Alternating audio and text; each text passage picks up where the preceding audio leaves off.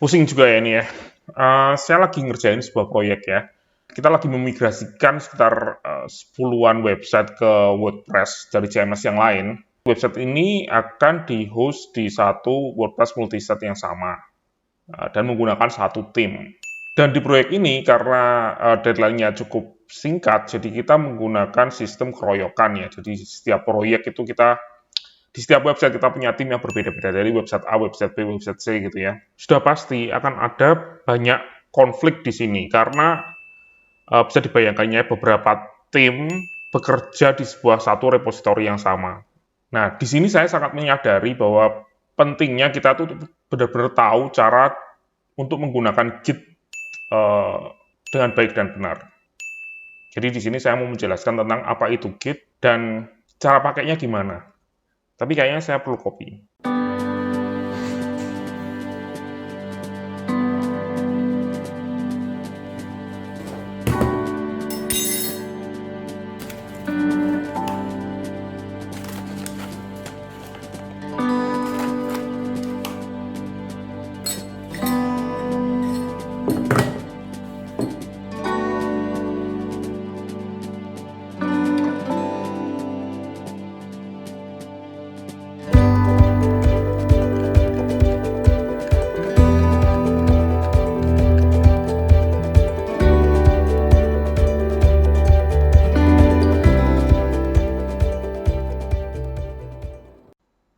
Oke, kita mulai ya. Git adalah aplikasi untuk distributed version control. Dan GitHub adalah layanan hosting untuk Git. Jadi kalau website kita itu pakai web hosting, kalau Git itu menggunakan Git hosting seperti GitHub. Oke, saya jelaskan dulu di version control-nya dulu ya. Pernah nggak waktu kita nulis tugas, makalah, skripsi, atau tesis gitu, file di komputer kita tuh jadi kayak gini. Ini ketika kita itu mengedit, kita tuh takut kehilangan versi yang sebelumnya. Jadi solusinya kita tuh mengcopy dokumen kita ya, di-copy gitu ya, biar nggak kehilangan versi yang sebelumnya. Jadi kalau sewaktu-waktu kita mau lihat versi yang sebelumnya, atau ternyata yang kita edit itu lebih bagus versi yang sebelumnya, kita bisa masih punya datanya gitu.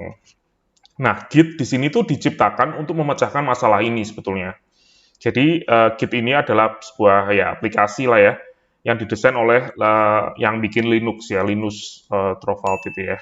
Nah, di sini Git itu digunakan untuk seperti version control yang lain itu untuk mendata sebuah histori dari sebuah file ya, jadi kita bisa tahu editan apapun itu ya, dari editan sebelumnya, kenapa kok diedit, kapan dieditnya, siapa yang mengedit, itu semuanya ada, kita bisa lihat histori dari sebuah file itu dengan menggunakan Git ini. Tentunya ini sangat berguna sekali ketika kita ingin mendevelop sebuah aplikasi ya, misalnya website, ataupun WordPress theme, atau WordPress plugin, itu sangat berguna sekali karena ya misalnya kita lagi bikin desain gitu ya, logonya mau besar atau kecil gitu. Kita coba logo yang kecil, ternyata kurang bagus, kita ganti ke logo yang lebih besar gitu ya. Ternyata lebih bagus yang kecil gitu. Terus kita mau kembalikan lagi ke versi yang sebelumnya gitu.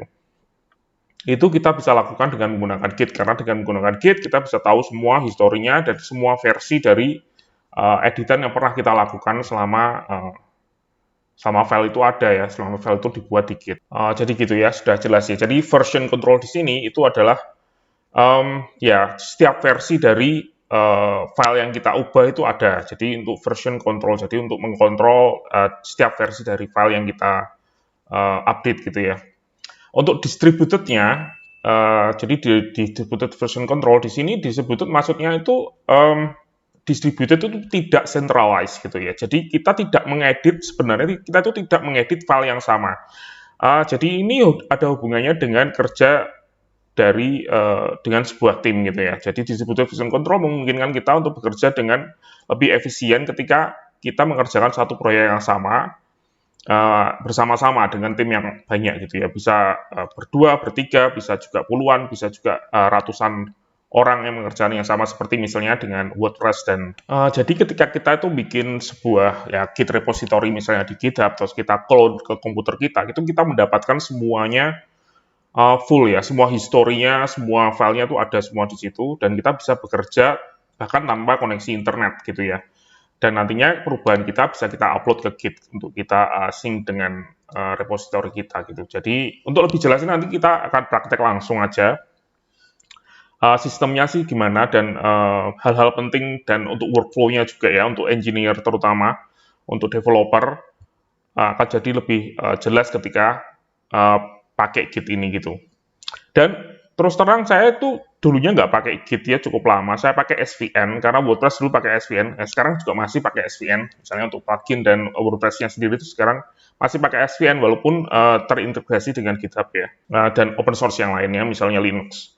Dan ini memang benar-benar mengubah cara saya untuk bekerja ya. Jadi sangat-sangat membantu terutama ketika kita mau mengerjakan sebuah proyek yang cukup besar. Nanti kita akan coba di sini kita akan coba sama-sama aja. Nah, ini adalah profil dari GitHub saya. Bisa dilihat di sini, saya punya beberapa repository ya. Jadi di GitHub kita bisa bikin repository untuk setiap project kita. Misalnya theme atau plugin atau website itu bisa kita masukin ke satu repository. Kalau untuk saya, setiap website yang saya bikin, saya selalu bikin satu repository khusus untuk website itu ya, untuk nge-host semua kode-kode custom yang untuk website tersebut gitu. Nah, kita akan coba dengan menggunakan untuk lebih gampangnya untuk menjelaskan tentang Git ya, perubahan dan lain sebagainya. Saya akan menggunakan Tortoise Git. Tortoise Git ini aplikasi untuk Windows ya. Jadi Git itu sebenarnya aplikasinya tuh simpel banget dan menggunakan terminal sebetulnya. Jadi menggunakan command line gitu. Dan itu memang yang paling umum seperti itu ya. Tapi ada banyak sekali aplikasi Git dengan user interface yang lebih mudah dipakai daripada dengan menggunakan command line. Bahkan GitHub pun punya ya kayaknya ya. Coba kita lihat. GitHub for Windows. Kayaknya saya pernah nyoba deh. Ya, GitHub Desktop ini ya. Jadi teman-teman bisa pakai ini juga, tapi di sini saya akan menjelaskan dengan menggunakan Tortoise Git karena menurut saya lebih mudah untuk menjelaskan tentang apa itu perubahannya ada di sebuah file dan lain sebagainya. Karena jauh lebih visual menurut saya. Karena Tortoise Git ini terintegrasi ke Windows Explorer gitu. Gampangannya seperti itu. Oke, kita akan coba bikin repository baru di sini untuk testing ya. YouTube GitHub Tools gitu ya. Nah, di sini kita bisa bikin repositorinya itu public atau private. Jadi kita bebas ya milih public atau private. Jadi kalau public itu semua orang bisa lihat, kalau private itu hanya kita aja yang bisa lihat atau orang tertentu yang kita pilih untuk bisa lihat di repositorinya kita. Saya juga akan menambahkan file readme untuk testing aja. Kita akan bikin repositorinya. Nah, ini kita sudah jadi ya repository GitHub kita, di mana kita bisa menambahkan kode di sini.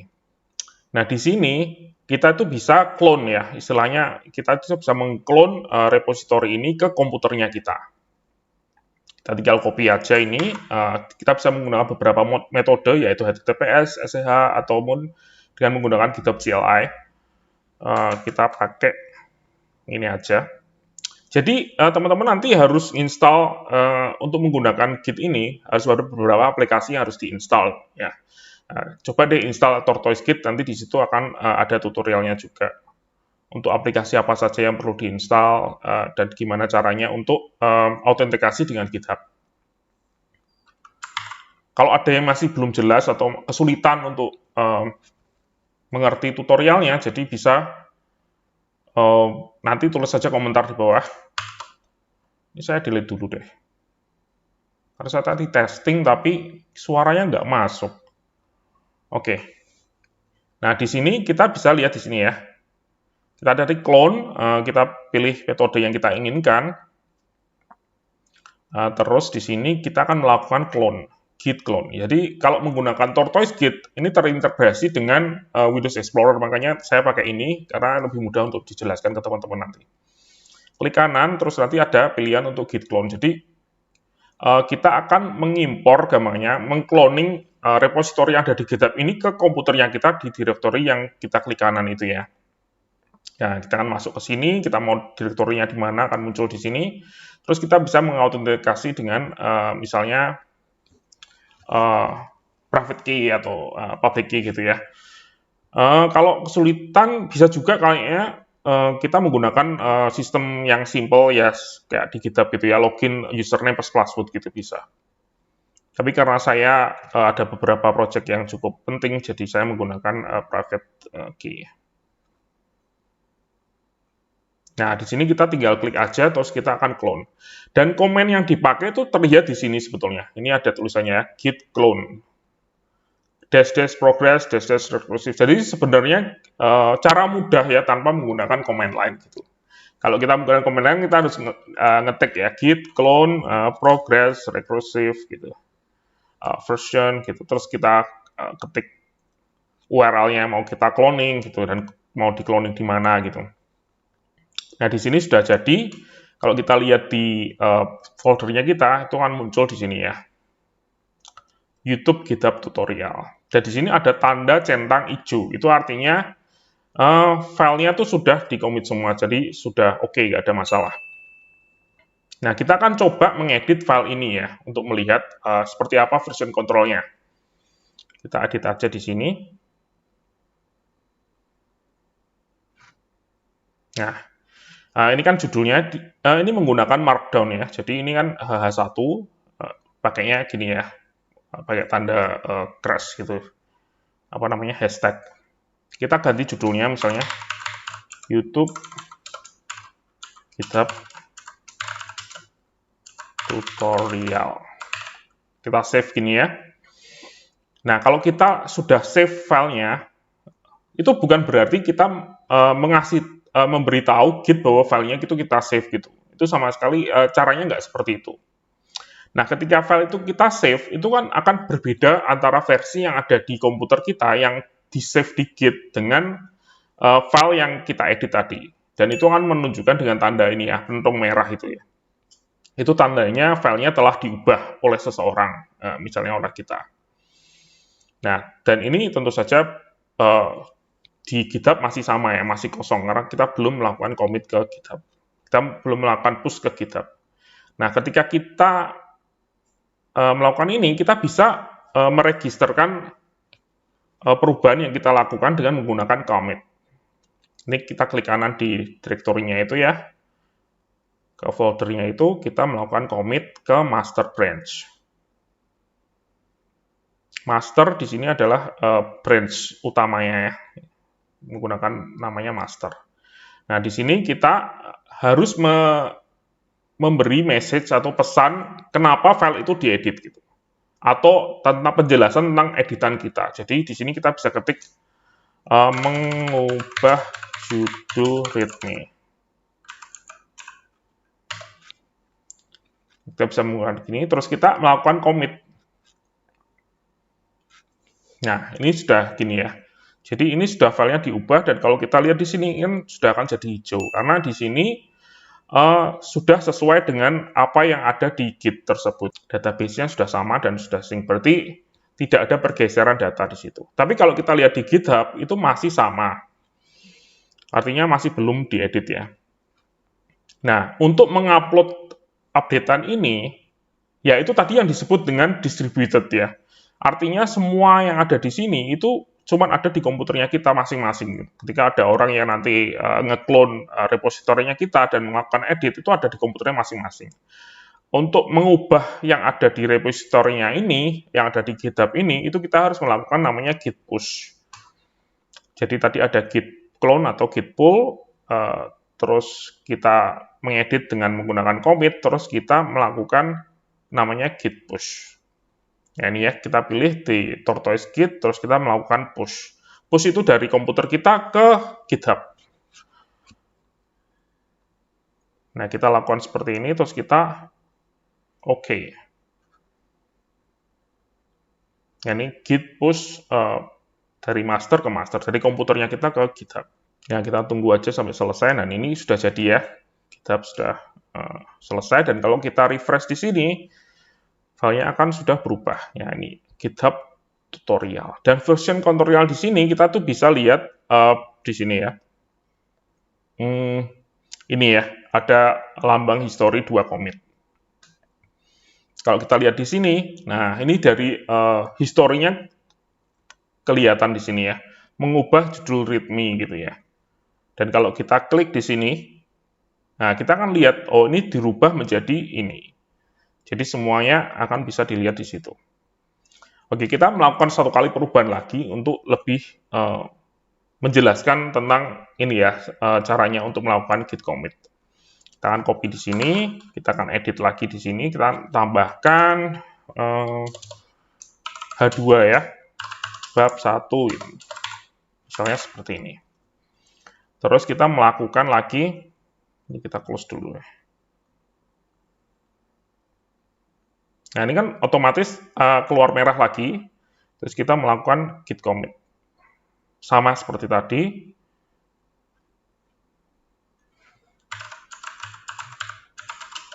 Bab 1 di readme. Kita melakukan commit. Dan ini sudah kita komitkan. Terus kita akan melakukan push ke GitHub.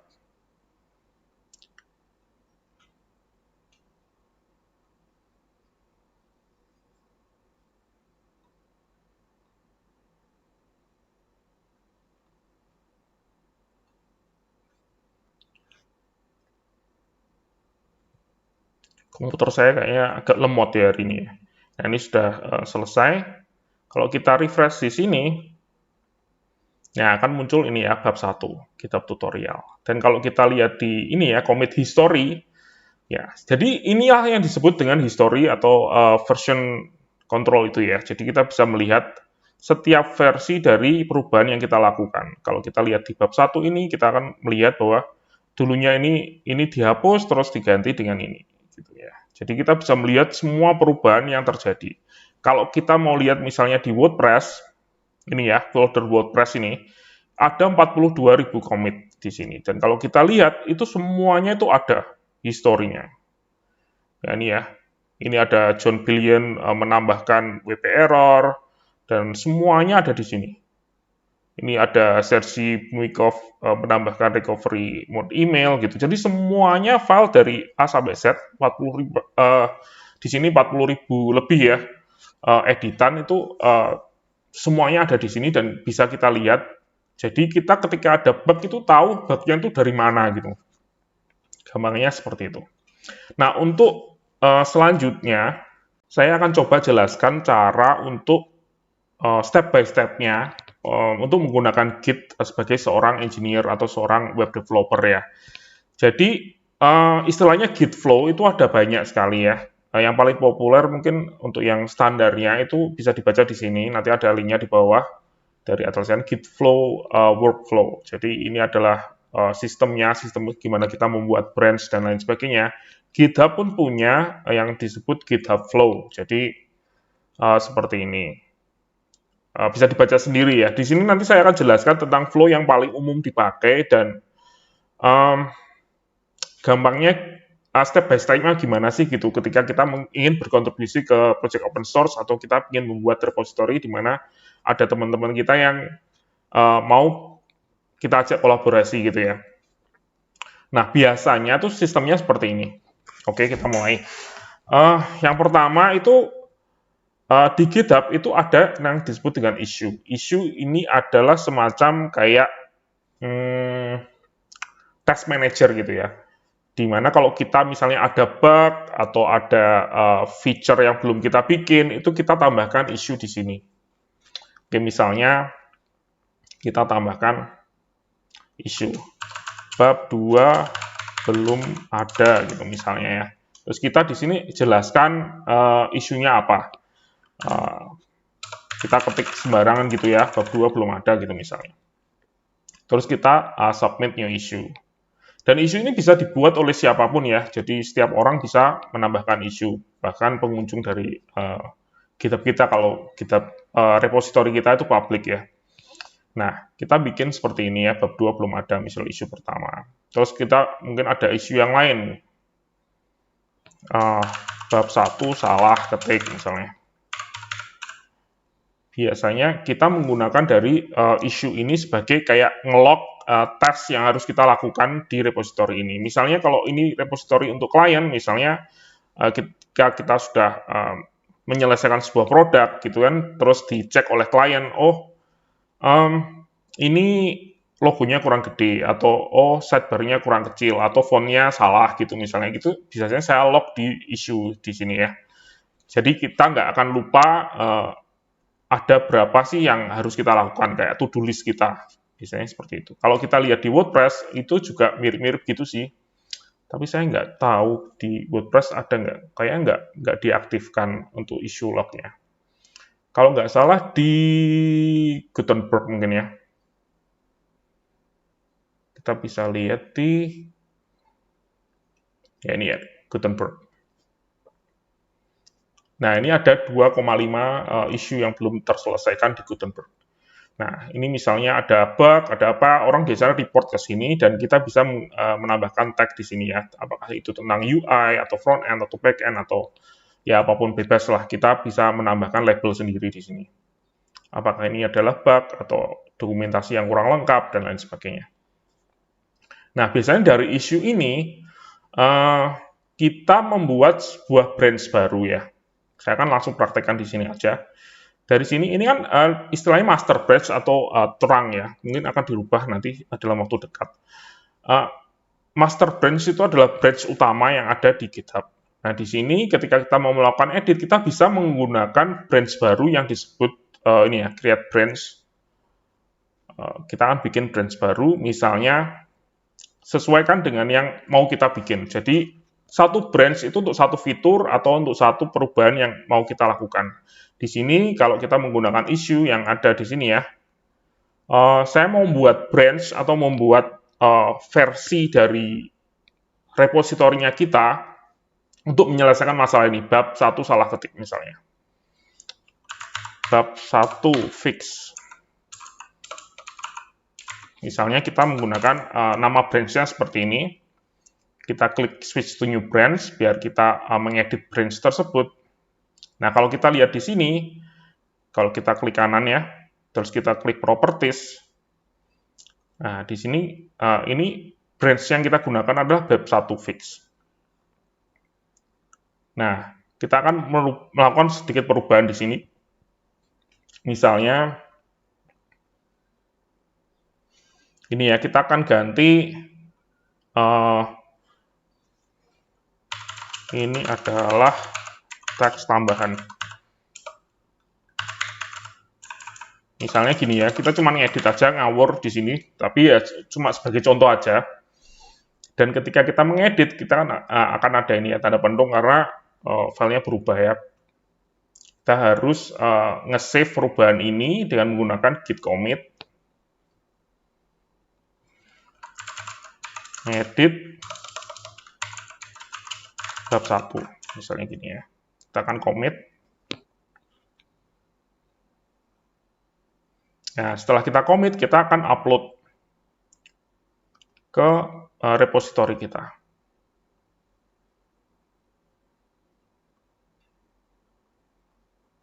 Ini tadi sudah. Kita akan tunggu ya sebentar. Ya, komputernya agak lemot hari ini. Ya, ini sudah selesai.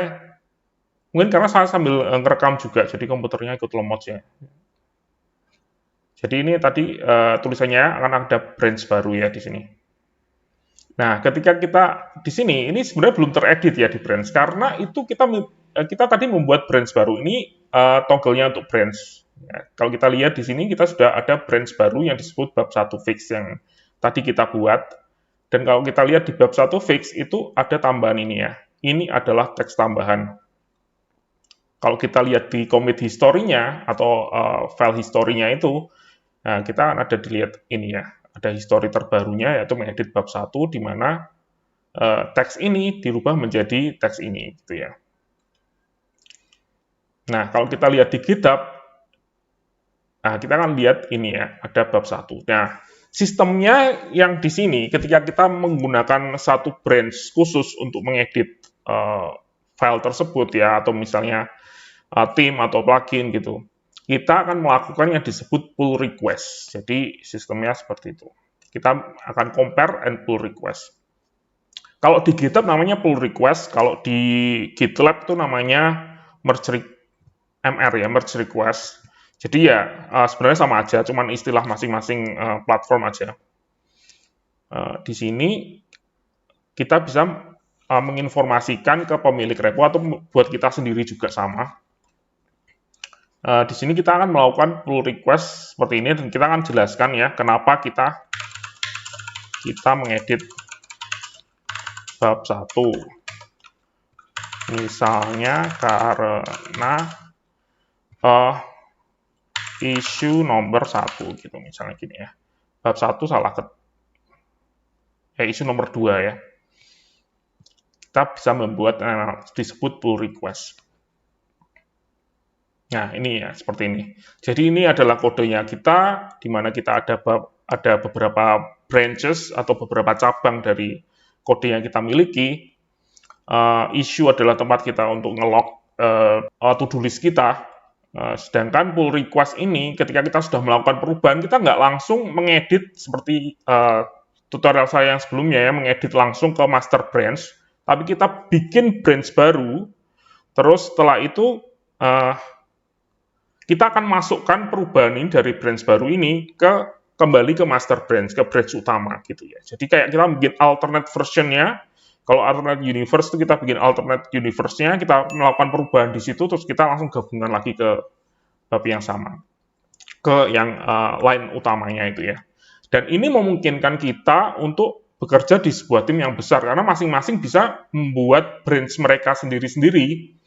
Jadi mungkin saya akan mengerjakan isu 1 dengan menggunakan bab 1 fix branch saya yang untuk menyelesaikan masalah ini, dan mungkin teman saya bisa menyelesaikan isu yang kedua dengan menggunakan branch yang lain, misalnya bab 2 fix gitu ya, atau bab 2 new, atau apapun nama yang kita inginkan di situ. Nah, ketika kita melakukan pull request ini, kita bisa langsung melakukan kita langsung bisa merge. Kalau kita merge di sini, itu akan langsung digabungkan ke master branch kita. Tapi di sini yang paling penting itu workflow-nya itu adalah kita bisa melakukan yang disebut code review. Nah, di code review ini kita bisa mereview perubahan kita ya. Di sini kita lihat ada file yang dirubah dan kita bisa, misalnya nih teman saya memasukkan ke sini dan dia akan minta ke saya untuk mereview perubahan ini, gimana sudah oke atau belum. Dan sebagai misalnya saya sebagai pemilik repository atau technical lead di sebuah project, itu kita akan melakukan, oh ini masih salah misalnya, kita akan memberikan komen di sini. Ini masih salah, tolong diganti gitu. Misalnya, salah ketik ya. Saya taruh sini deh. Terus kita start review. Nah, terus kita bisa di review kita bisa meng-approve atau memberikan approve ke ini ataupun request changes gitu. Kita akan review aja. Nah, di sini akan ada ini ya, perubahannya ini. Oh, ini masih salah, tolong diganti gitu.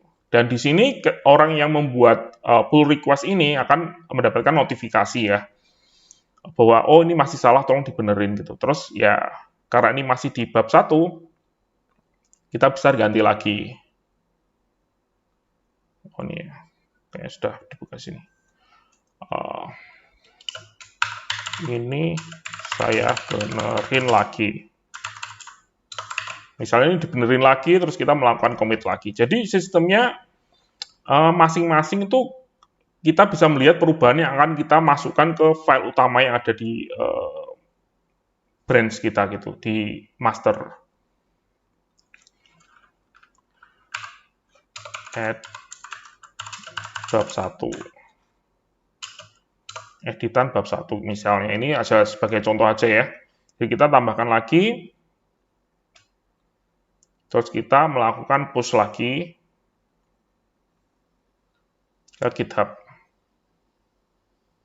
Ke bab 1 lagi ya. Nah, ini kalau kita refresh lagi, ya ini kan akan ada tulisannya outdated. Oh, ini sudah diedit gitu. Terus kita akan nulis lagi ke sini, ke yang menanyakan ini misalnya, sudah saya edit, tolong direview lagi.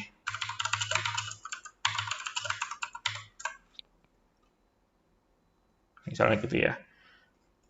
Dan ini misalnya sudah saya approve, oke deh, sudah bagus, sekarang sudah benar, sudah ditambahkan filenya. Kita bisa review lagi, ini sudah saya benerin lagi, sudah betul, terus kita resolve conversation, enggak juga nggak apa-apa sih, tapi baiknya kita resolve, jadi sudah tahu bahwa itu permasalahan itu sudah beres. Terus kita setelah ini sudah benar-benar sesuai untuk produk kita, misalnya sudah diedit dan sudah benar semua ya, tidak ada bug dan lain sebagainya, ketika kita ngecek di branch ini, bab 1 fix, kita akan merge pull request. Jadi merge pull request ini adalah menggabungkan ya, merge itu kan menggabungkan dari branch 1 fix ini kembali ke branch utama, jadi file utamanya kita. Kita akan coba merge. Nah, ini sudah di merge ya. Dan kalau kita lihat ke repositorinya kita, ya ini sudah masuk di sini. Dan kalau kita lihat di commit history-nya kita, ini commit dari bab 1 tadi sudah masuk semua ke sini. Editan bab 1, mengedit bab 1, ini kan tadinya ada di bab 1 ya. Di branch bab 1 fix, dan kita merge ke sini. Dan data dari ketika kita merge juga ada. Oh, ini 17 detik yang lalu, ada merge dari bab 1 ke branch master branch yang ada di, kita lihat di bab 1 salah ketik, ini berarti kan sudah terselesaikan tadi di sini ya. Terus kita akan di close, ini sudah beres misalnya. Terus kita close. Ya, jadi ini bab 1 sudah beres dengan menggunakan pull request yang tadi kita ketik ya. Pull request ini ya. Jadi gitu sistemnya. Jadi ya workflow-nya kira-kira seperti itu. Kalau masih bingung ya saya minta maaf sebelumnya. Dan ini saya akan ngecek lagi ke komputernya kita. Ketika kita lihat di komputernya kita, ini kan kita menggunakan bab 1. Kita bisa memindahkan lagi ke master. Kita switch ke master branch. Kita switch ke master. Oke. Dan kalau kita lihat di readme-nya ini, nah, ini masih menggunakan readme yang lama ya, tidak ada editan. Kan kalau kita lihat di masternya sini, ini kan sudah ada teks tambahan, sudah ada pembentukan dari teks tersebut. Di sini nggak ada. Ini karena Git itu bekerja secara lokal ya, jadi nggak, itu yang disebut dengan distributed, bukan centralized gitu. Kalau SVN atau Subversion itu menggunakan centralized system, jadi ketika kita melakukan commit, itu langsung commit ke repository kita yang ada di cloud gitu.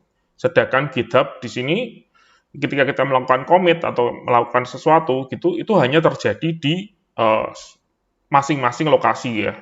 Nah, seperti tadi kita melakukan merge di GitHub, itu tidak berarti di komputer kita akan berubah gitu. Untuk mengimpor perubahan itu kita melakukan yang disebut git pull.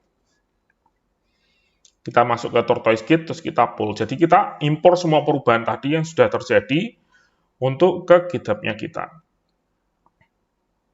Ya, dari remote origin ke master branch-nya kita.